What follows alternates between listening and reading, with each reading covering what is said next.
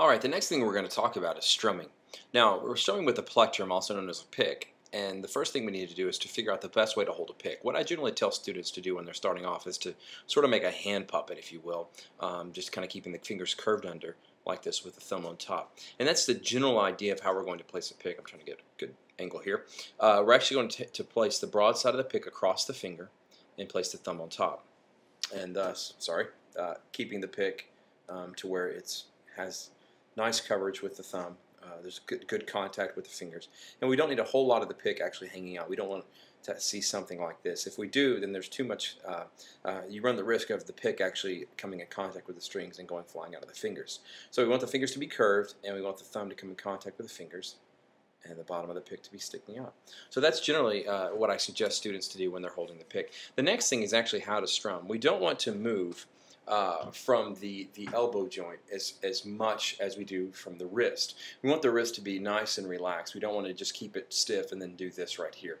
This is just a bunch of wasted motion that we don't need. It's really not going to help us play more effectively and not play smoother and things like that. We want it to be more of this kind of motion here. So the elbow will move, but the primary motion is going to be from the wrist. So that's the idea. And first of all, we're going to start off with a downstroke. A downstroke is just going to be simply where we're strumming the strings down toward the floor, just like that. I'm going to mute the strings so we don't have them ringing. So down toward the floor. Now, whenever you're strumming the guitar, you want to make sure that you're trying to go across all 6 strings, that you hit all 6 strings, and that you move across the strings quickly. You don't want to hear each individual string.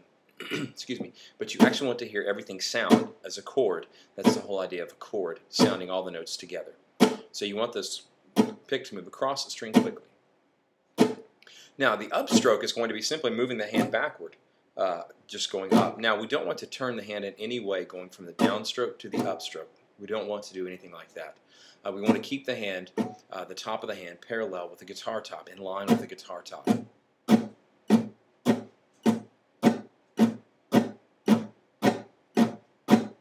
And so that's the idea with the strumming, just a basic down, up, down, up, down, up, down, up. Now we did work on 2 strumming patterns that are really what I consider to be the foundational patterns of every strumming pattern that we could possibly think of. And it's simply what we call subdividing, which is breaking up the beats into smaller units, much like you would subdivide a dollar into quarters or into dimes or into nickels, things like that. So the first one we did was a quarter note followed by 2 eighth notes, quarter note, 2 eighth notes, which would be 1, 2, and 3, 4, and 1.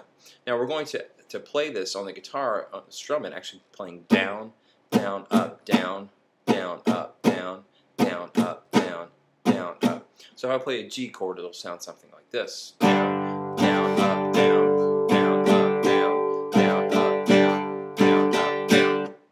So that's the first strumming pattern. The second one was 2 quarter notes followed by 4 eighth notes, which would give us the pattern of 1, 2, 3, and 4 and. And how we would play this or strum this would be 1, or down, down, down, up, down, up, down, down, down, up, down, up. So here's what it would sound like with the G chord. Down, down, down, up, down, up, down, down, down, up, down. And what we're going to do with these strumming patterns, or what you can do, is begin to play them faster and faster and faster. And the faster you go, you have to make sure that you are relaxed. If you get tense, then you're not going to be able to play as fast.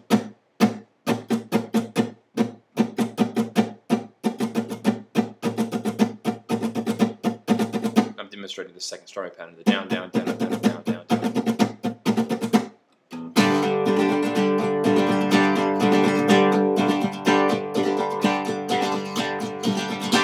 So that gives us a completely different feel, now taking the same strumming pattern but playing it just faster and faster and faster.